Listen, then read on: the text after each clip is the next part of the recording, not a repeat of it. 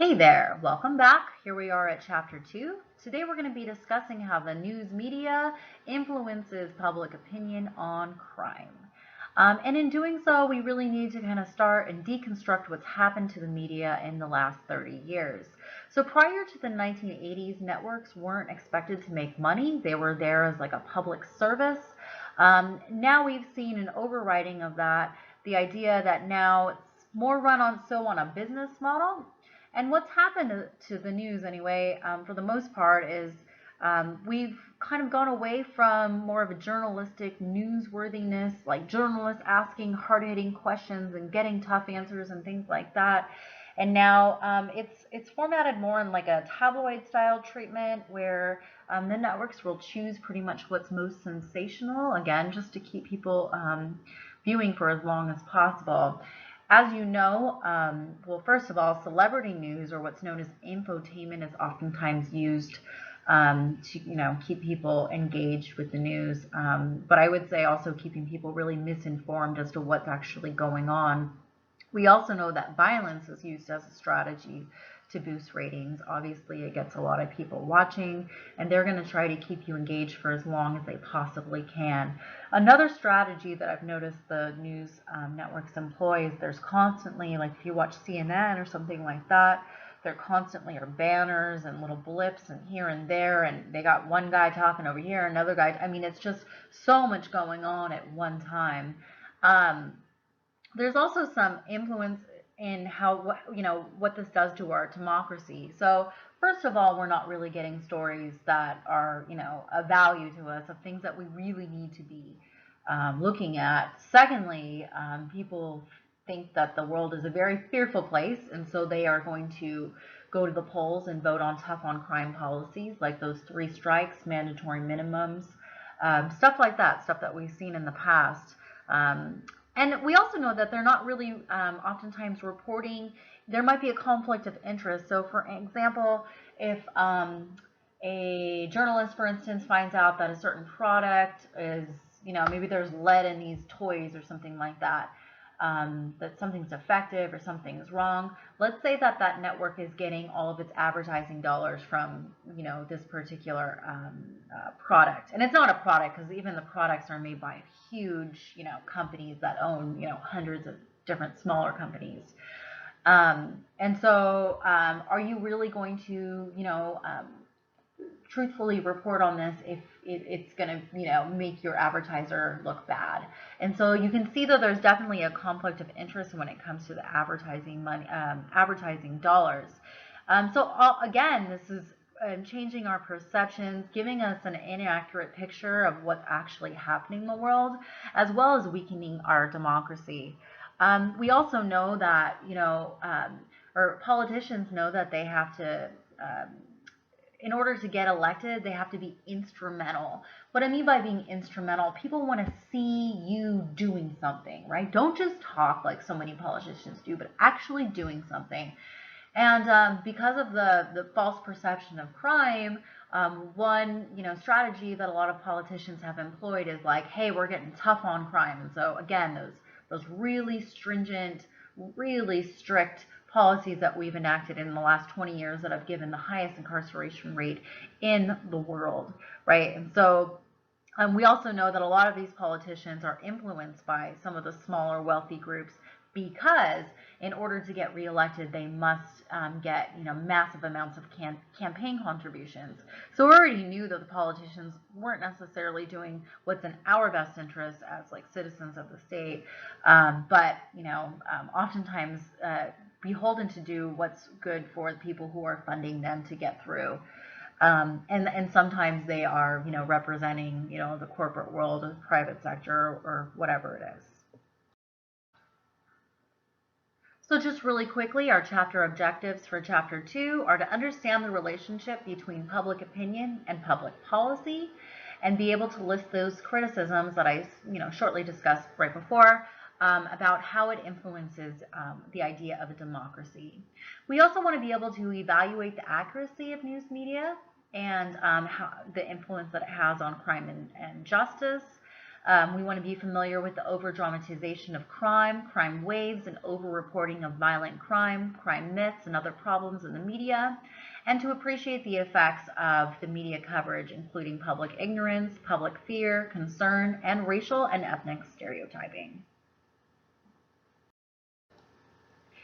We're also going to be looking at research findings concerning people's fear of crime, including structural factors and individual characteristics and the consequences of the fear. We're going to understand the variations in people's perceptions of seriousness of crime, and we're going to become familiar with the controversy concerning the death penalty, prevailing views about the police, perceptions of criminal justice, and views about crime and criminal justice.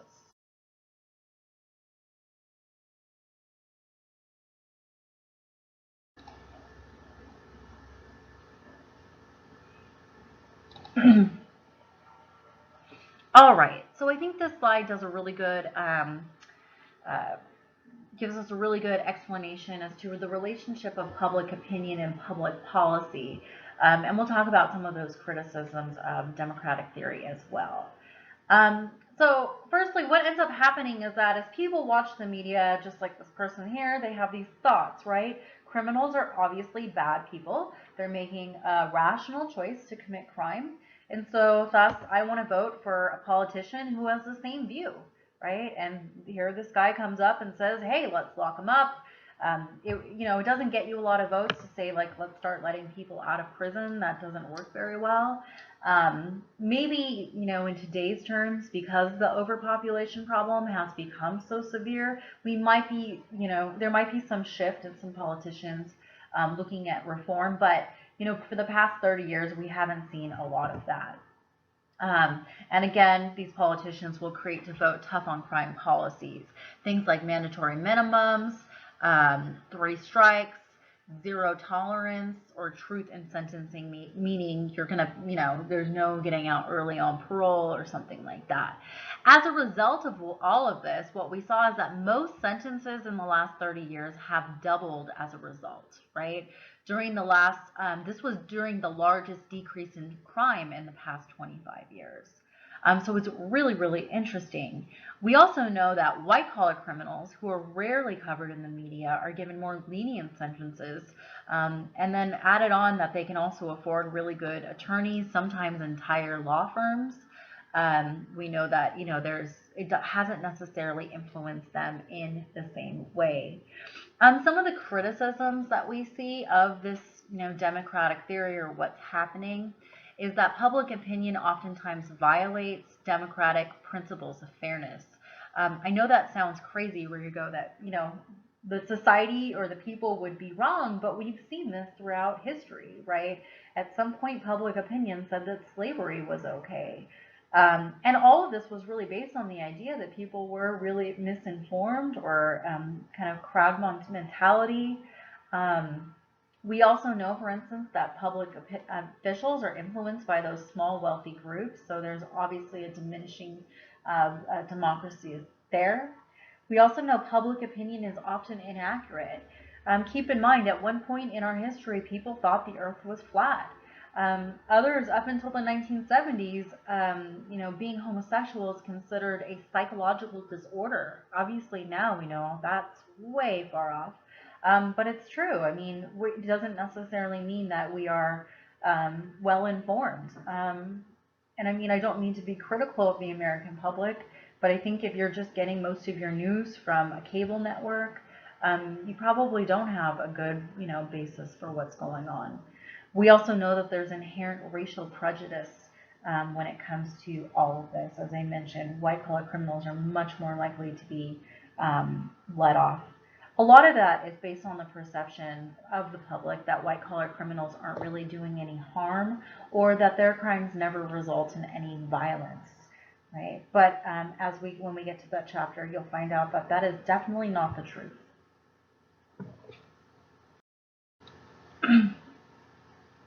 Okay. So I want to be really clear here.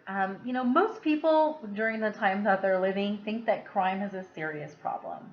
Think about mob violence, prohibition, lynchings without trials, the KKK, right? The Wild Wild West. I mean, everyone has this idea that, hey, we're living in a really, really dangerous time, right? But what I want you to think about as it relates to the media is, who does the media present as the most dangerous? What does the typical offender look like, right? We lose $300 billion in annually in white-collar crime, but are they ever? Is it ever discussed? And why would they not be discussed, knowing what you know just from the past two slides, right? That the wealthy, the people in power, have a lot at stake here. They're generally not going to do a lot of things to make themselves look bad.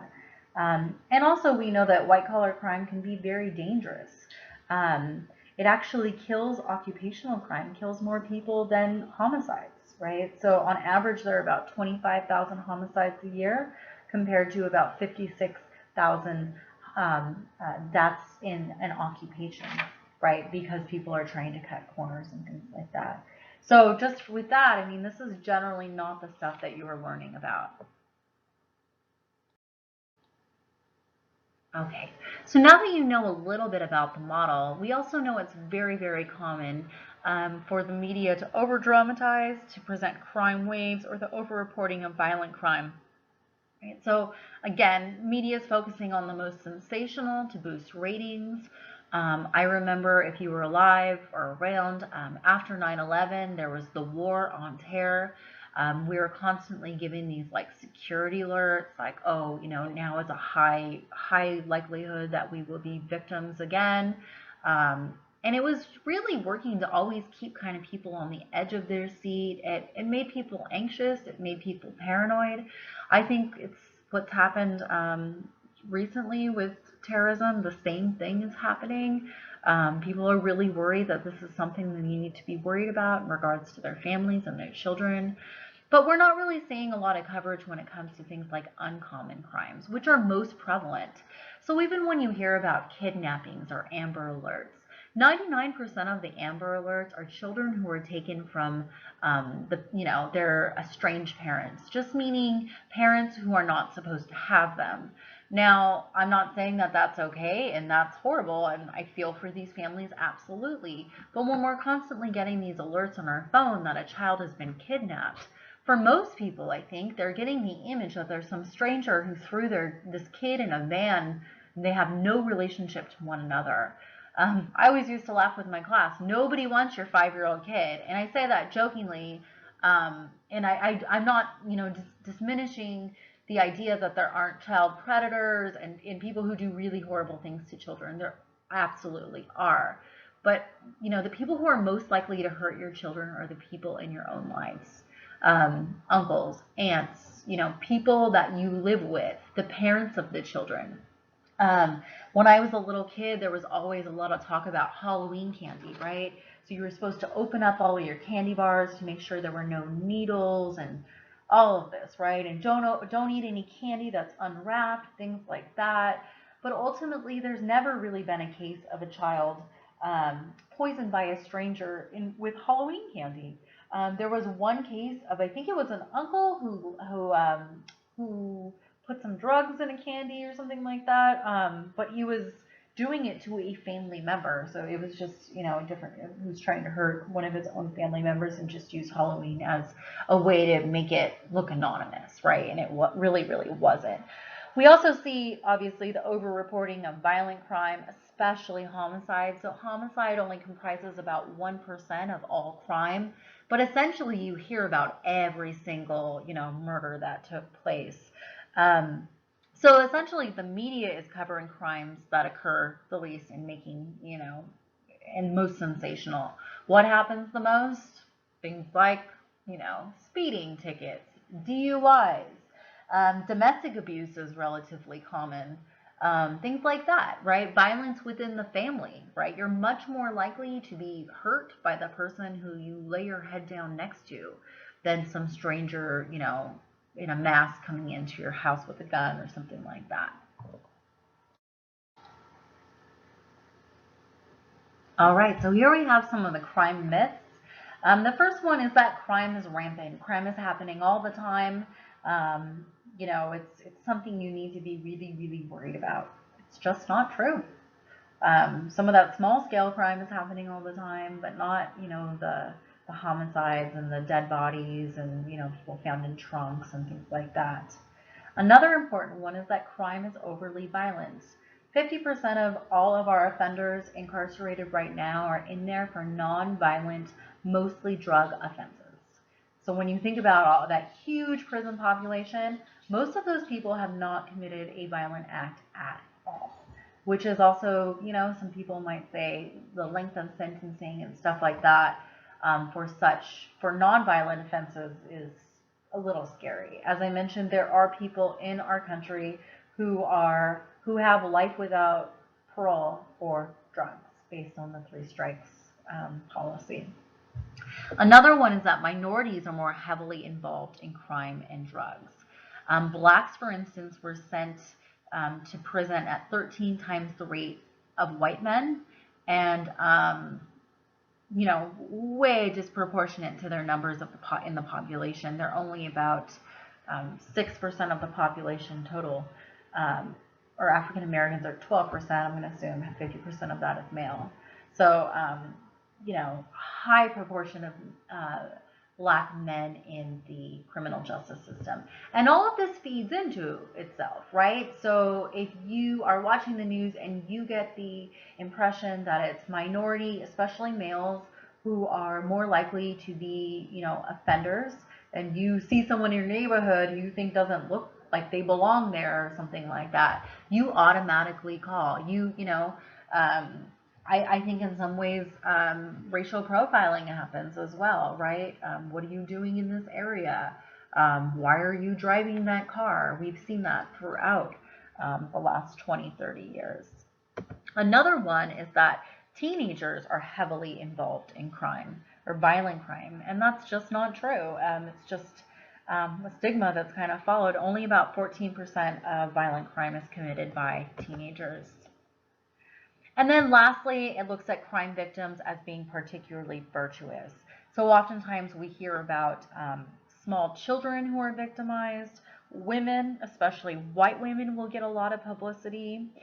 Wealthy people, exceedingly beautiful people get more publicity. And it's this whole kind of back and forth between what's good and what's evil, right? Good versus evil. Old people, right? The elderly are actually least likely to be victimized, right? Because they sit in their house.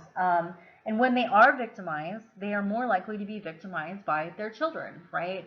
Whether it be financial abuse or even sexual abuse, physical abuse, stuff like that. It does happen, but again, most likely to be done by your actual children or family members. Maybe a nephew or a niece who's getting greedy, right? And wants money and has, so-and-so write them checks or something like that. If you remember, this has been going on for a long time, but there was a little girl named JonBenet Ramsey, and she was a little white girl, and she was found murdered, I think, in her basement or something like that. And of course, the mother had said it was they thought they saw a black, assailant or something like that. But I mean, they covered JonBenet Ramsey for 20 years. Sometimes I still see her on the cover of tabloids. She was this little white, like, beauty queen type person. And not to say it's not sad, but I think how many Latino girls or African American girls have gone missing and really given no media attention. This has also been a big criticism with the Black Lives Matter movement of who gets the attention when something happens.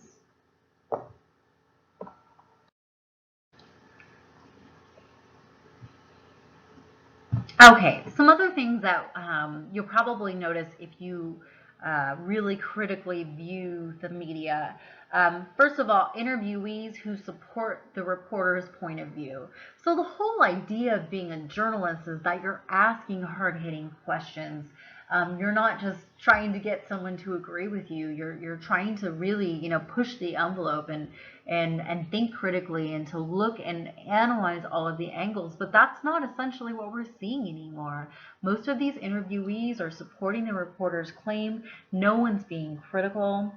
Another kind of strategy we see employed looks at the way language is used. So what we mean by value-laden language, they might say these terrorists are preying. So, almost like an animal would prey. They're acting warlike. If you've ever watched that show Nancy Grace, she's infamous for using this type of language. She says, "Oh, these poor little babies," and really amplifying like what's happening through language. And language is very, very powerful. Another one would be maybe presenting misleading data. So for instance, reporting on an increase of crimes without noting that there's been an increase in the population, which is, obviously we've had in the 1950s, the population in America was 50 million.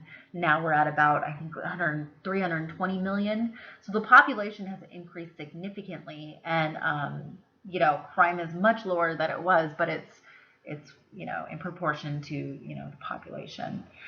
We'll also look at neglecting various forms of white-collar crime. I mean, I love hearing about white-collar crime, but I rarely hear about it on the media unless I explicitly look for it. So there are a few shows and stuff that analyze it, but it really, again, creates a negative view of the poor and a positive view of the upper class, right?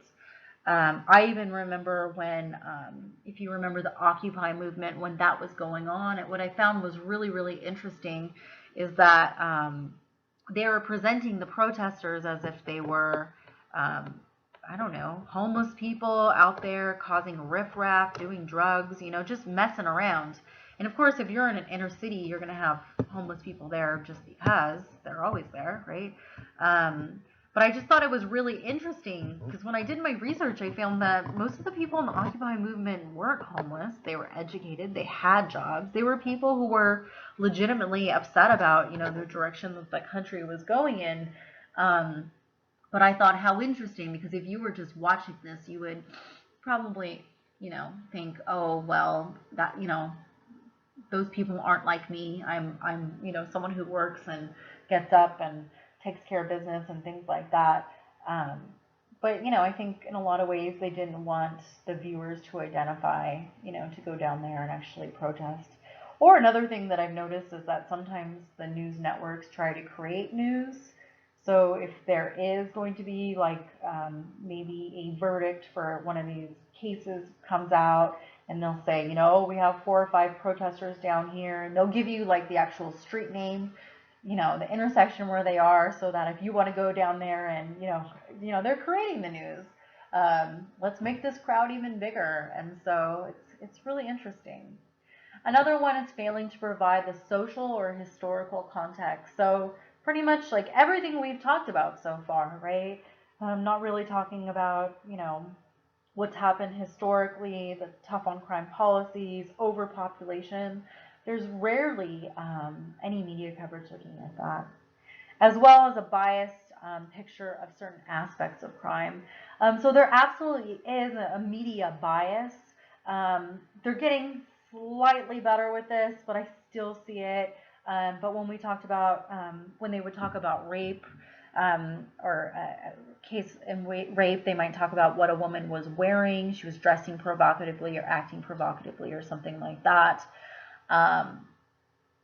But, or, just presenting white-collar crime as not having a danger, not being dangerous. We saw this a lot with crack users. Crack users were really demonized in the media as being monsters, essentially.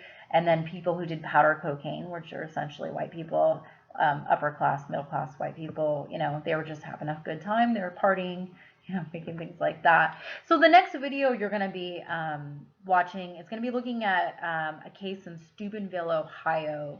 And I just want you to kind of watch it, and as you watch, kind of reflect on what, how the media is angling the story.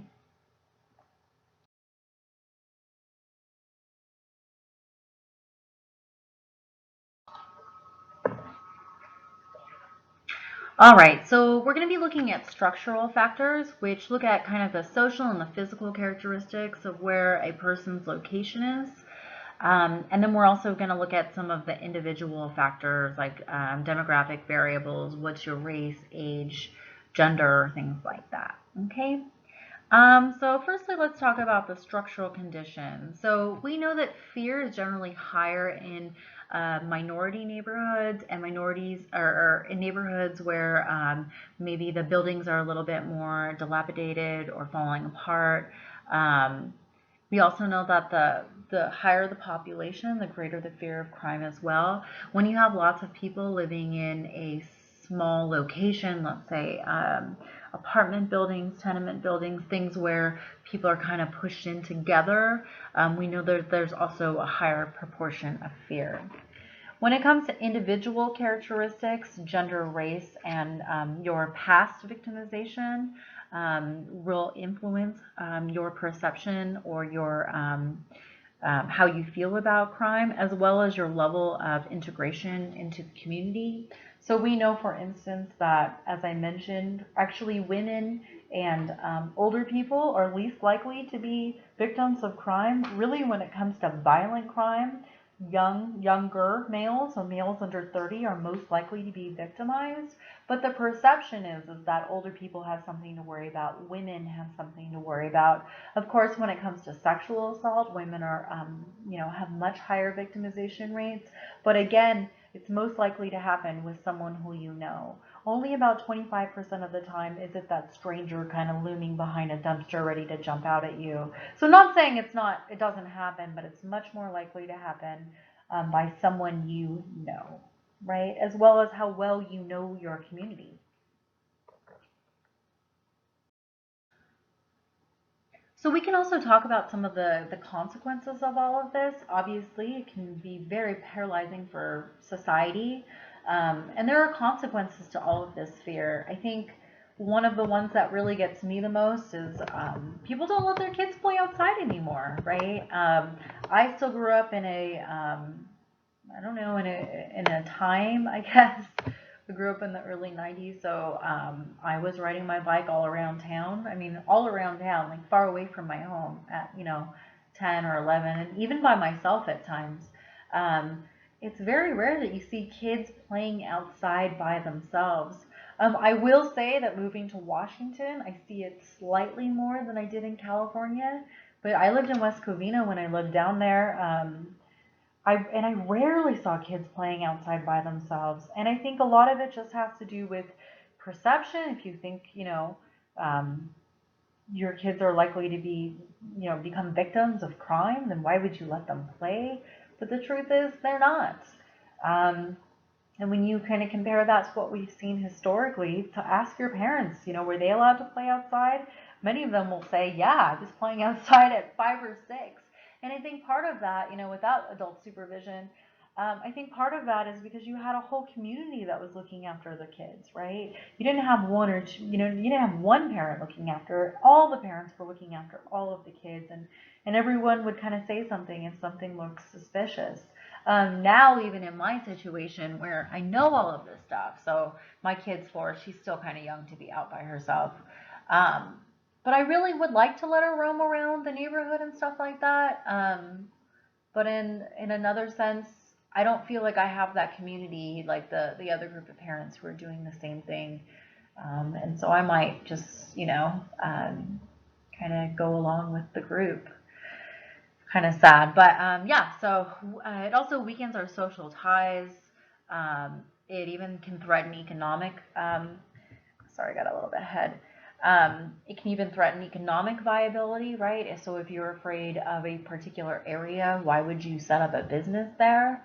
Um, we know that it's a threat to the neighborhood. So in certain neighborhoods that are known for being high crime places, even some, I mean, like Compton. Compton was always really stigmatized. Um, when I was growing up, it was kind of that place you didn't want to go or whatever. It's not as bad as it used to be. I'm not saying it's the safest place to live, but it's definitely, they don't have the gang.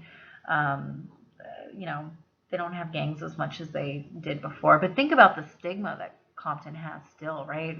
There are a lot of people who just wouldn't buy there or even go there because of the name, what it was in the past. It obviously influences our public opinion or public policy and how we vote. And of course, it affects individuals' everyday lives. So You know, maybe you won't take the bus or go to a certain area. I think as women, we do this a lot, you know, don't walk alone at night or carry mace or do all of these things that we've been socialized to protect ourselves or just to not do, right? Don't go out drinking by yourself. You never know what's going to happen. Um, so there are definite consequences of fear, and they're very, very real. And I think they cause a lot of stress and anxiety for people.